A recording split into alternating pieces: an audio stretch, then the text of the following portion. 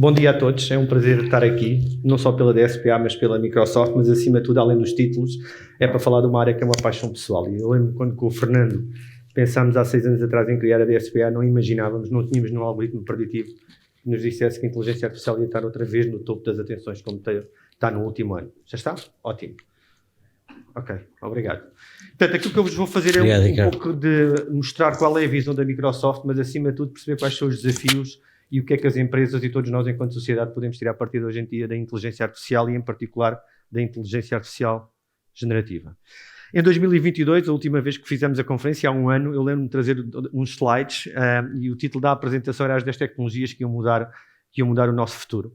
E Generative AI já apareceu na altura. Isto foi há um ano atrás, nós já falávamos do GPT-3, não falávamos do ChatGPT. Isto é muito interessante para contextualizar porque é que a partir de novembro começámos a ver o hype todo, mas na verdade o GPT-3, e já vinha o 1 e o 2, vem de 2020. E portanto já nessa altura se previa que ia haver alguma coisa, salvo erro foi em setembro que nós fizemos a conferência o ano passado, mas já falávamos nisso. Na verdade a Microsoft já tinha colocado estes algoritmos linguísticos no Power BI e no GitHub, no Copilot, e portanto já não era uma coisa nova, mas efetivamente foi com o ChatGPT 30 de novembro de 2022 que isto cresceu brutalmente. E para terem uma ordem de ideia, existem muitos gráficos que comparam o ChatGPT com o Facebook, com o TikTok, mas se vocês olharem realmente para as tecnologias que transformaram o mundo, os telefones móveis que hoje em dia todos usamos demoraram 16 anos a atingir 100 milhões de utilizadores. A própria internet, 7 anos a atingir 100 milhões de utilizadores.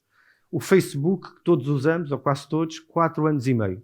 Quando nós falamos do ChatGPT, estamos a falar de 2 meses, sensivelmente 2 meses, para atingir 100 milhões de utilizadores. E, portanto, claramente, o ritmo de evolução, o que as empresas esperam hoje em dia quando olham para esta tecnologia, deixa-me ver se ele está a tocar ou não, é realmente com grande expectativa.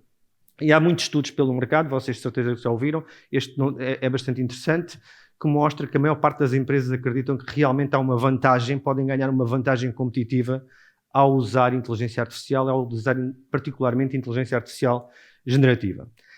Obviamente que isto implica uma mudança de paradigma. E hoje vamos ver aqui vários exemplos, mas implica olharmos para a tecnologia e perceber que realmente estamos num ponto de transição de fase. E esse ponto de transição de fase tem essencialmente a ver por 2 grandes áreas. Por um lado, pela linguagem natural. Nós, durante 70 anos, andámos a tentar inventar tecnologias que tornassem natural a interação homem-máquina. Basta lembrarmos do rato, depois do touch no iPhone. E hoje em dia temos efetivamente a capacidade de comunicar em linguagem natural de forma muito poderosa, quase como se fosse um humano, passando o teste Turing. E o outro tem a ver com gestão de conhecimento. Durante muitas décadas nós tentámos digitalizar objetos, digitalizar humanos, digitalizar coisas, para depois tirar significado sobre elas. Hoje em dia temos esse motor de raciocínio. Pode não ser 100% preciso, mas na verdade temos um motor semântico que nos permite ir a esta informação e obter o significado e analisar a semântica dessa informação. E portanto coloca-nos aqui, abre-nos completas novas perspectivas na análise de informação. Generative AI, eu não vou perder muito tempo aqui, todos já ouviram falar de modelos fundacionais. Para a Microsoft, para a Google, para o Facebook, isto é bastante relevante porque até agora nós tínhamos modelos de computer vision, tínhamos modelos de tradução, tínhamos modelos de transcrição e todos eles eram modelos isolados que envolviam infraestruturas próprias, que envolviam dados de treinos próprios e todos eles separados. Na verdade, estes modelos fundacionais treinados em grandes volumes de dados têm essa capacidade de um único modelo, como o ChatGPT, poder fazer várias coisas, poder sumarizar, analisar sentimentos, extrair tópicos, traduzir. Portanto, na verdade, eu consigo ter um modelo que é multimodal, trabalha com texto, trabalha com imagem e consegue fazer várias tarefas, multitarefa. E é isso que torna realmente interessante estes modelos fundacionais, estes LLMs, estes grandes modelos de linguagem e que, por um lado, também trazem aqui grandes ganhos de eficiência em quem fornece estes serviços hoje em dia na cloud. Só para vos dar uma resenha histórica muito rápida, obviamente que isto não nasceu em 2020, em 2022, nasceu em 2018, quando a Google criou a arquitetura do Transformer e depois colocou isso no seu motor de busca. A Microsoft criou depois os modelos Turing NLG de geração de texto e que usa hoje em dia em muitos dos serviços do Azure. Esta parceria com a OpenAI, que eu já vou falar, já vem de 2019, na verdade. Em 2020 foi quando saiu o GPT-3, que está na base do ChatGPT, que é uma versão acima, e depois disso ainda houve mais algumas evoluções. Nós na Microsoft criámos uma área específica só de inteligência artificial em escala, e muito do trabalho da Microsoft que não é visível quando falamos de GPTs e de LLMs, é na verdade garantir que há uma estrutura enorme de GPUs onde eu consigo treinar massivamente e de forma paralela, e há muitos packages de open source para conseguir fazer treino paralelo destes algoritmos. Este foi mais um que foi lançado em 2021, em parceria com a NVIDIA, e o GPT-4 vem em 2022 com 1 trilhão de parâmetros aproximadamente. E, portanto, nós estamos nesta altura numa fase em que, se vocês comparam, eu gosto de fazer esta comparação, não é precisa, porque os parâmetros não são exatamente as sinapses que nós temos no cérebro, mas é um modelo matemático aproximado. Estamos a falar de 60 vezes o que tem o cérebro humano. São cerca de 86 bilhões de neurónios, com 7 mil ligações em média entre cada neurónio, sinapses. E, portanto, estamos realmente a atingir um limite em que, apesar de não ser exatamente o mesmo tipo de funcionamento, temos uma capacidade de processamento que é realmente fantástica. E vai continuar a evoluir. Não vamos parar aqui, obviamente, todos sabemos isso. Provavelmente aqui por 3, 6 meses, o que estamos a dizer hoje vai estar desatualizado.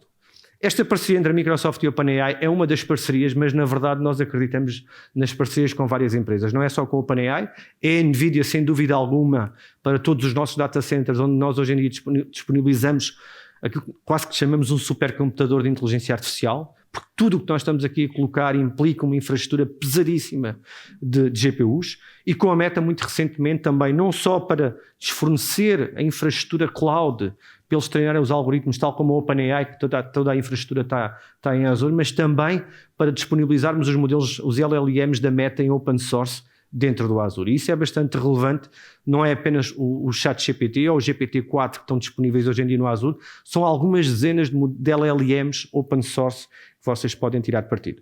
E, portanto, esta parceria que nasceu em 2019, com $1 bilhão que foi investido pela Microsoft, e que logo aí a visão era muito democratizar o acesso a estes modelos.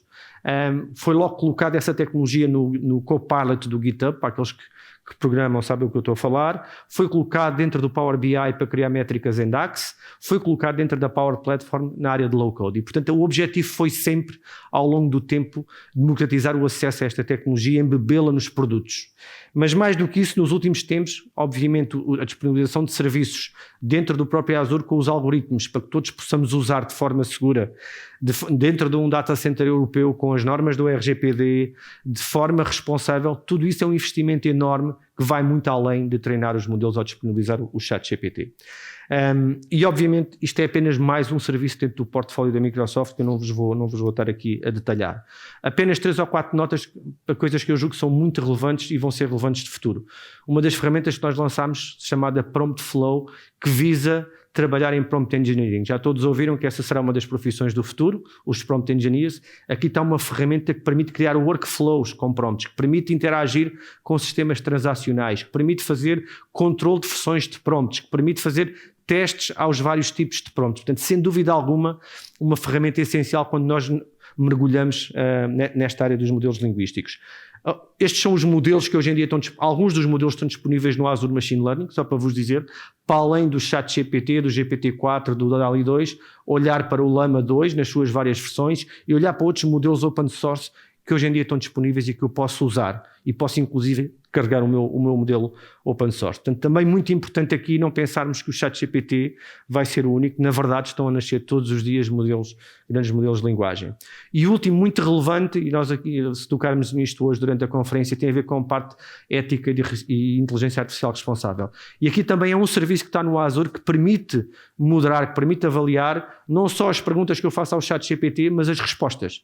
E, portanto, ter aqui um conjunto de índices que me diz se isto é conteúdo ofensivo, se é uma pergunta ofensiva, ou se a resposta é ofensiva, perguntar se é discriminatória. Portanto, há aqui um conjunto de indicadores que eu depois posso usar num serviço, antes de dar a minha resposta ao utilizador, perceber se efetivamente aquele conteúdo pode ou não ser isso. Obviamente o serviço base que nós temos e que temos a nível empresarial é baseado, é exatamente o algoritmo da OpenAI, o ChatGPT, o GPT-3.5, o GPT-4, mas no Azure. Chamamos de Azure OpenAI porque na verdade tem aqui mais um conjunto de pontos que tornam a arquitetura empresarial robusta, tal e qual como todos os outros serviços da nossa cloud. Estamos a falar de controle de acessos, estamos a falar de responsible AI, como eu vos disse, estamos a falar de selecionar o data center onde nós estamos a colocar os dados, se não quiserem sair da Europa, estamos a falar de um conjunto de artefactos que hoje em dia fazem parte de uma arquitetura empresarial, mas também se aplicam quando desenhamos soluções em OpenAI.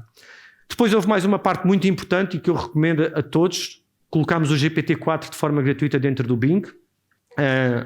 E aqui o objetivo não foi apenas melhorar o motor de pesquisa, onde a Google está muito à frente da Microsoft, mas foi claramente trazer uma nova experiência de pesquisa. E mais do que ser uma pesquisa em que eu procuro por uma keyword e vou ter que ler as 4 páginas que são apresentadas, eu tenho um modelo linguístico que olha para essas 4 páginas, sintetiza a informação e me dá a resposta em texto. Então é uma experiência de busca completamente diferente. Isto aplica-se à imagem, aplica-se a texto. Hoje em dia no Bing Chat também já posso colocar texto. Imagem, posso gerar imagens e o que está por trás são os modelos DALL-E 2, que também está disponível no Bing, tal como noutras plataformas. Se calhar a mais conhecida é o Midjourney, mas estão a aparecer todos os dias mais plataformas. A capacidade de poder ir ao motor de pesquisa, dar uma prompt para gerar imagem, poder escolher imagem, é o que hoje em dia pode ser feito muito facilmente. Isto foi um exemplo que eu fiz sobre Monsaraz, pintado de uma forma surrealista, usando o Bing Image Creative. Portanto, um exemplo.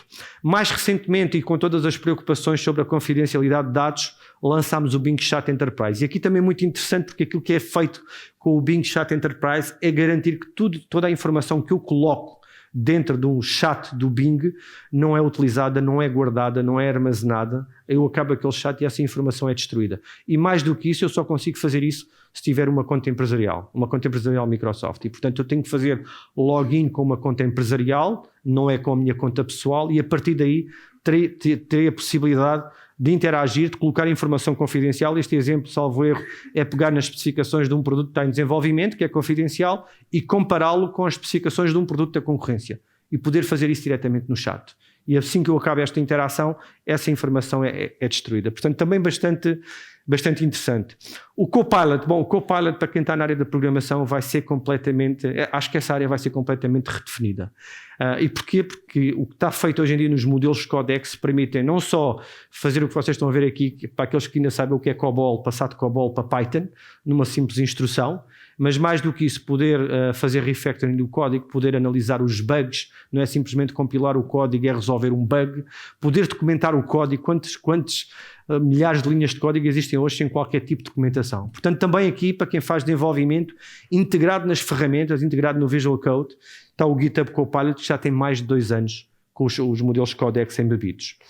E depois veio, e no início de 2023 veio mais uma quando nós pensávamos que estava tudo a acalmar depois do ChatGPT, a Microsoft, e nós vivemos isso dentro da Microsoft, mais uma leva de anúncios à volta do Copilot. Este Copilot tem muito este conceito de termos alguém ao nosso lado, mas nós estamos em controle. Mas acho que a visão foi bastante interessante, que é tirar partido, por um lado, da informação que nós hoje em dia temos no Word, no Excel, nos OneNotes, no e-mail, no chat Teams. Portanto, usar essa informação, usá-la de forma segura, usar estes grandes modelos de linguagem sobre essa informação e embebido nas aplicações que nós mais usamos. Embebido no Excel, embebido no Word, embebido no PowerPoint e, portanto, podermos ter ali alguém que nos vai dizer como é que eu quero fazer uma apresentação com estes slides e ele automaticamente cria-me esses slides e eu só escrevo em linguagem natural. E eu não vos vou estar a mostrar todos, vou-vos mostrar apenas um que para mim é o favorito, que é o do Power BI. Para ver o que é que vai aparecer aí. Portanto, se calhar muitos de vós trabalham em Power BI, fazem data visualization, fazem análise de dados e é isto que vai acontecer. Espero que muito em breve. Using the next generation of AI in Microsoft Power BI.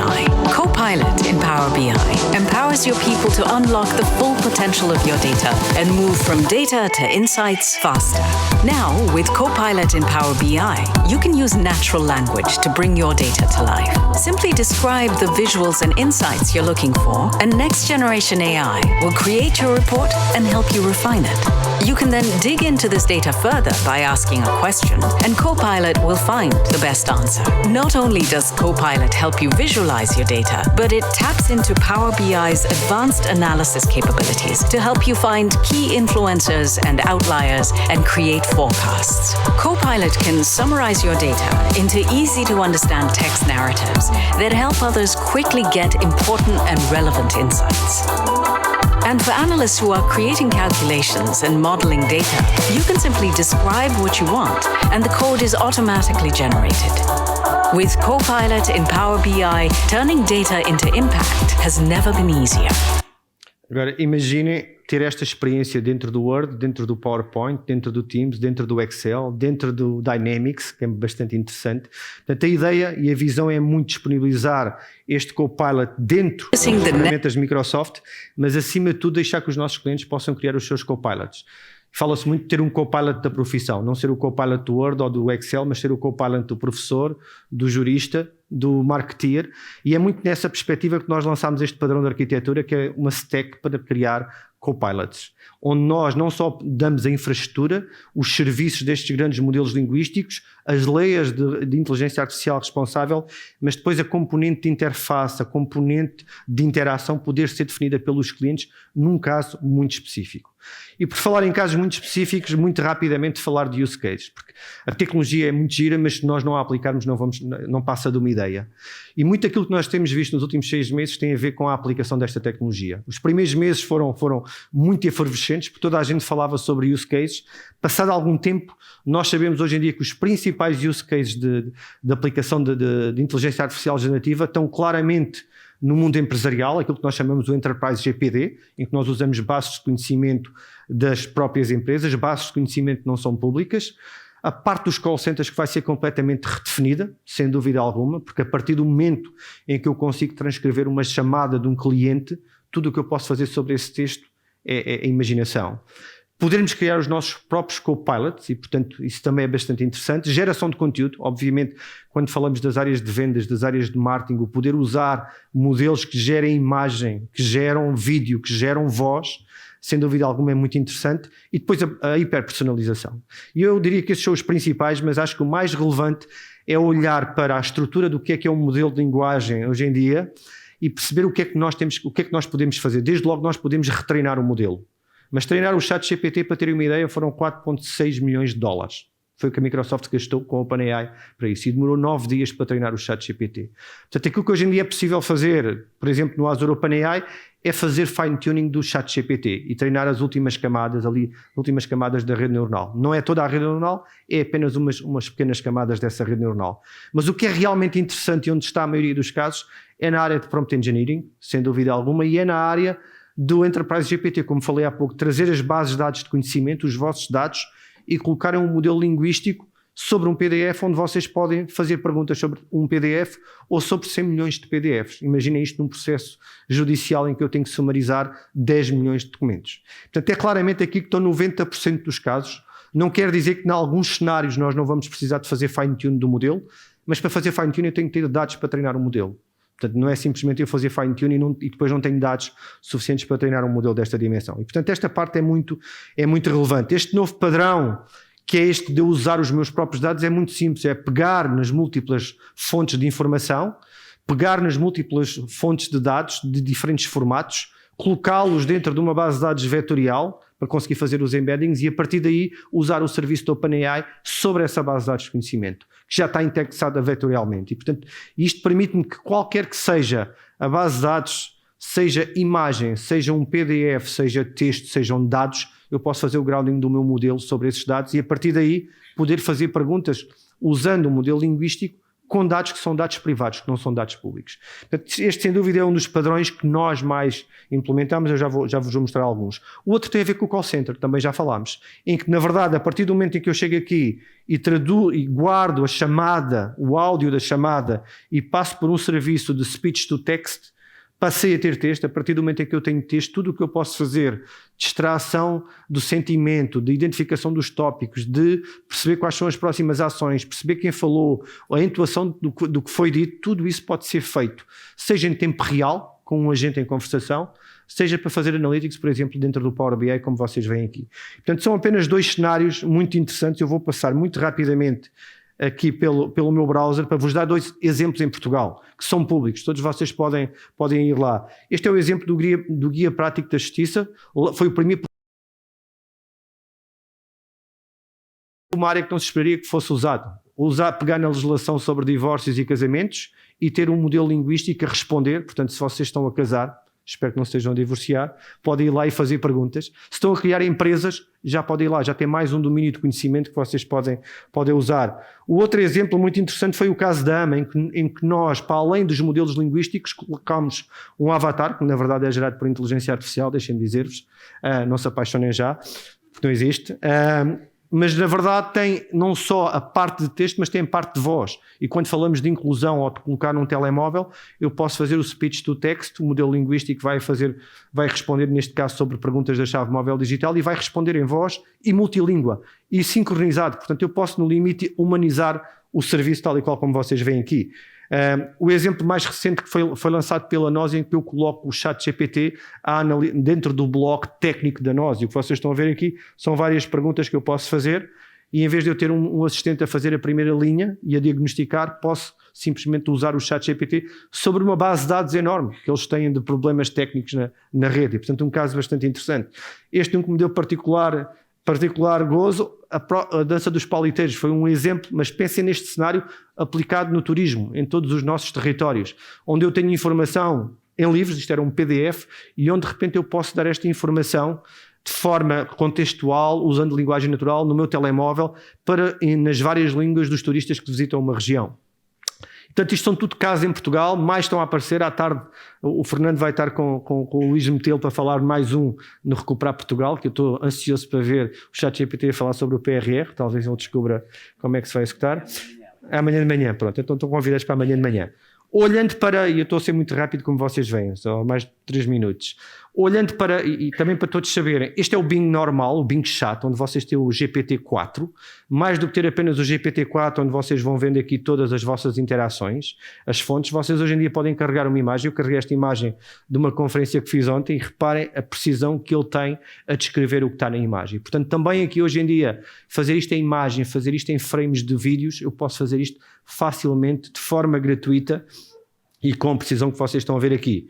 Ou posso criar imagens. Eu fiz isto há meia hora, que era alguém no palco a falar sobre inteligência artificial numa conferência de inteligência artificial em modo surrealista. Claramente poderia ser melhor, não sou eu, mas é o tipo de coisas que vocês podem fazer usando o DALL-E 2 diretamente do Bing Chat de forma gratuita. E portanto também aqui mais uma ferramenta para aqueles que são mais criativos. O Bing Chat Enterprise, o que vocês estão a ver aqui é diferente, porque eu estou a usar o meu utilizador da Microsoft, a minha conta empresarial. E a partir daqui, por muitas perguntas que eu faça, nada disto é registado, ao contrário do que vocês estão a ver aqui, todos os tópicos que eu tenho aqui, na verdade, são registados na minha conta pessoal. Quando eu estou a usar o Bing Chat Enterprise, nada disto é registado aqui. Portanto, quando eu fechar o browser, esta informação é apagada, não é armazenada, e só consigo fazer com uma conta empresarial. Este não é. E o último que eu vos queria mostrar é o Angry GPT, que é muito engraçado. São 30 segundos, mas vale a pena. Que é, imaginem o que é vocês colocarem a intuação e fazerem prompt engineering e dizerem GPT, responde-me sempre de forma irónica. E, portanto, poder falar, poder escrever, e o que eu vou fazer aqui, como vocês já estão a ver, vou-lhe perguntar, eu nunca sei o que é que vai acontecer, isto é o chat GPT que está por trás, com prompt engineering a dizer, olha, responde de forma irónica a cada pergunta que eu faço. E se eu lhe perguntar qual é a melhor equipa em Portugal, e ele vai-me dizer... Seriously? Que é o Porto. The best football team in Portugal? Are you kidding me? It's obviously Futebol Clube do Porto. They've won the Primeira Liga title so many times, it's not even a competition. Don't waste my time with silly questions like this. Claro que é um bug, né? Ele aqui não foi treinado, né? É, claramente. Are you kidding me right now? Benfica? Seriously? That's your answer? It just goes to show how clueless you are about football. Sporting Clube de Portugal is the real deal, my friend. Dá para todos. They have a rich history and a passionate fan base. É democrático, pelo menos. Benfica may have some success, but they can't hold a candle to Sporting. So, please, spare me your misguided opinions. Imaginem o que é o modelo ao ChatGPT só com prompt engineering e o que vocês conseguem de repente estar especializado. Seriously? Are you kidding me? Não faço mais perguntas. Where is Portugal? Mas ele Are you responde. living under a rock? Portugal is a country in southwestern Europe, right on the Iberian Peninsula. It's bordered by Spain to the east and the Atlantic Ocean to the west. How can you not know such basic geography? Educate yourself before asking such ridiculous questions. Ok, pronto, já perceberam a ideia. Bom, indo para a parte final, e era um pouco o título da minha apresentação. Acho que isto é para vos dar um contexto global do que é possível fazer hoje em dia. Claramente estamos na infância dos modelos linguísticos e do que é possível fazer. A pergunta fundamental é a que distância temos da real inteligência. E eu não vou dizer se estamos perto ou longe, vou-vos dar aqui alguns pontos. Todos já sabem que o GPT-4, ou já viram este slide, em que o GPT-3 era um aluno medíocre, estava nos 10% piores, o GPT-4 é melhor do que 90% dos alunos, em várias categorias. E, portanto, se usa o GPT-4, seja no Bing, seja na subscrição da OpenAI, realmente faz muita diferença o GPT-4 do GPT-3. Porquê é que eu vos digo isto? Porque foi analisado, e não só pela Microsoft, foi avaliado na Universidade de Stanford também, comportamentos emergentes. O que é que são comportamentos emergentes? Acho que o que está cá em baixo, more is different, é bem interessante, que é comportamentos que eu a uma pequena escala não vejo, não acontecem, comportamentos qualitativos, mas que a uma grande escala, com um grande número de parâmetros, eu começo a ver esses comportamentos, e esses comportamentos emergem. E nas análises que foram feitas, foram detectados mais de 100 parâmetros emergentes, onde à medida que eu aumentava o número de parâmetros dos modelos, passava dos 175 bilhões do ChatGPT para 1 trilhão do GPT-4, e eu vejo coisas a acontecerem que eu não consigo justificar. Simplesmente ele conseguiu identificar padrões e criar novos padrões na forma como responde a esses problemas. E mais do que vos estar a dar estes slides, estes papers estão disponíveis, e vocês podem ver, por exemplo, logo no primeiro gráfico, que é a componente aritmética, onde o ChatGPT era muito mau a responder. Quando eu começo a aumentar o número de parâmetros, que é o que está em baixo, a precisão, que é o que está no eixo dos Y, aumenta radicalmente. Há ali um ponto de inflexão. E isto é bastante interessante. A Microsoft publicou um artigo que tem mais de 100 páginas, na verdade não é um artigo, mas que eu vos recomendo se gostam desta área, Sparks of Artificial General Intelligence, onde nós olhamos para várias vertentes e para a performance do GPT-4 gerar música, a executar pseudocódigo, a perceber o bom senso, a executar algoritmos matemáticos muito mais avançados do que aquilo que nós imaginamos, a raciocinar sobre código, por exemplo, perceber porque é que eu tenho aquele bug no código. É mesmo muito interessante, e são comportamentos que nós, pelo menos enquanto humanos, não conseguimos perceber nos dados que são usados para treinar estes modelos. E, portanto, sem dúvida alguma, a evolução que nós vamos continuar a ver quando tiverem o GPT-5 e outros modelos, vamos perceber isso. Outra das coisas muito interessantes da Microsoft Research que eu partilho convosco é, obviamente, que hoje em dia, quando interagimos com estes modelos, há uma limitação muito grande. Eu simplesmente escrevo. Eu posso estar muito chateado, posso estar pouco chateado, posso estar com sono, e aquilo que nós estamos a desenvolver nesta altura, isto é um projeto de research, chama-se Projeto Rumi, que eu vos recomendo, é conseguir olhar para todos os nossos sensores. Imaginem, o nosso batimento cardíaco, a frequência com que fechamos os olhos, a forma como respiramos, a entoação da voz, conseguir ter modelos que conseguem decifrar e codificar estes sensores, e depois injetar isto ao nível da prompt. E, portanto, aquilo que eu vou ter é uma resposta muito mais próxima com aquilo que eu sinto no momento em que faço a pergunta, e não apenas com o que escrevo. E é muito, muito interessante o que está aqui. Depois recomendo-vos, se vocês forem isso. Final remarks. E para terminar, algumas ideias-chave que eu queria deixar convosco. Primeiro, acho que já todos sabem que a nova linguagem de programação é o inglês. Eu gosto sempre de dizer isto, porque, na verdade, e o Fernando tem um podcast que eu tive o prazer de estar, muito interessante, que é fazer as perguntas certas, e é precisamente por isto. O importante hoje em dia, em português ou em inglês, é saber fazer as perguntas, as prompts corretas. Sem dúvida alguma, este é um ponto bastante relevante, e que se calhar daqui por 10 anos já não sabemos programar em Python. O segundo é este, que é também bastante relevante, que é o receio. Nós conduzimos um estudo em que quase metade das pessoas tinha receio de ser substituído por inteligência artificial. 70% estavam disponíveis para delegar todas as suas tarefas à inteligência artificial, o que é ótimo, mas o ponto fundamental é: nós não vamos ser substituídos, mas provavelmente vamos ser substituídos por alguém que saiba tirar partido destas ferramentas que nós vimos aqui. Portanto, o mais importante é a literacia, o mais importante são as competências. Nós vamos continuar a necessitar dessas competências nesta nova era de inteligência artificial. Esta é mais provocadora, para muitos que vocês trabalham em empresas. Eu gosto de dar a metáfora dos sites. Nós, há 5 anos atrás, muito poucos sites eram mobile friendly. Hoje em dia todos usando o telemóvel para aceder à internet. Portanto, é impensável não ter uma interface num website que não seja mobile friendly. Provavelmente aqui por 3 anos é muito difícil ir a um website e, em vez de eu estar a navegar nos 30 menus, eu quero escrever aquilo que quero procurar e eu tenho um motor linguístico em cima do website, tenho a responder-me. E, portanto, pensem um pouco nisto, como é que isto vai alterar a forma como nós interagimos com a tecnologia. E o último, que eu acho que é muito interessante, é que realmente a diferença entre ficção científica e não ficção é simplesmente uma questão de tempo. Eu gosto da metáfora do espaço de 1999, se calhar muitos de vocês nem sabem o que isso é, mas pronto, em que nós entrávamos, víamos nas naves espaciais e as portas abriam automaticamente. E em 1990 isso parecia ficção científica, hoje obviamente que é banal. E se calhar não estamos a falar de 20 anos, se calhar estamos a falar de 2 anos e quando olhamos para esta temática outra vez foi completamente modificado. E portanto acho que acima de tudo temos que ter sentido crítico, é isso que diz o Fórum Económico, é ter sentido crítico, ter pensamento analítico e ter literacia digital nesta nova tecnologia que está a nascer. Obrigado a todos.